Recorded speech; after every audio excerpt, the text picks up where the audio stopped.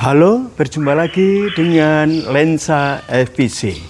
Saudari dan saudara sekalian, pada hari ini kita akan merenungkan dari Matius bab 14 ayat 22 sampai dengan 33 yang menceritakan tentang para murid yang mengalami ketakutan dan kecemasan karena perahunya diterpa gelombang, dan Tuhan Yesus menenangkan gelombang badai tersebut, dan juga secara khusus mengisahkan tentang Petrus yang kurang percaya, yang kurang beriman dan ragu-ragu, lalu ditenangkan oleh Tuhan Yesus dan diingatkan oleh Tuhan Yesus bahwa dia harus percaya.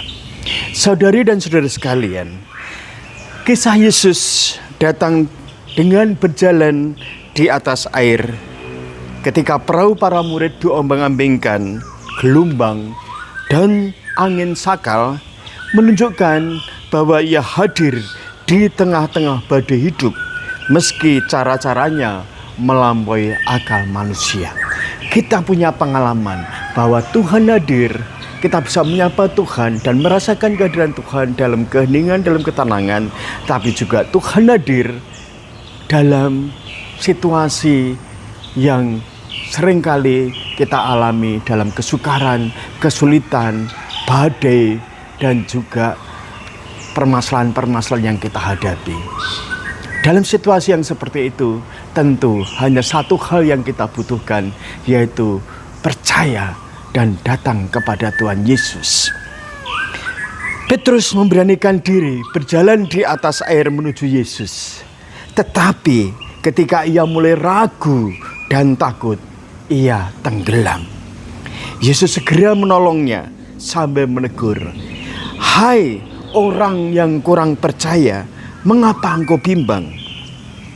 Setelah mereka naik ke perahu, angin pun reda dan murid-murid menyembah Yesus, mengakui dia sebagai anak Allah. Saudari dan saudara sekalian, kita pun seringkali kurang percaya, kita bimbang dan ragu-ragu. Dan pada kebimbangan dan keraguan-raguan tersebut itu yang seringkali terjadi, kita tidak lari kepada Tuhan Yesus. Kita tidak memohon kepada Tuhan Yesus untuk menenangkan badai yang sedang kita alami, tapi kita bisa lari ke tempat-tempat yang lain dan juga dengan cara-cara yang lain. Hanya ada satu jalan.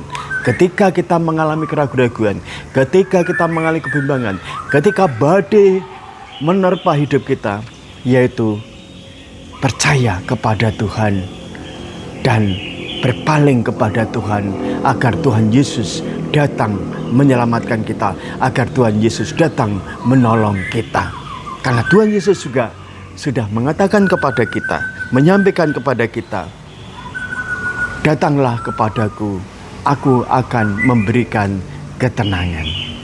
Saudari dan saudara sekalian, marilah kita memperkuat iman kita.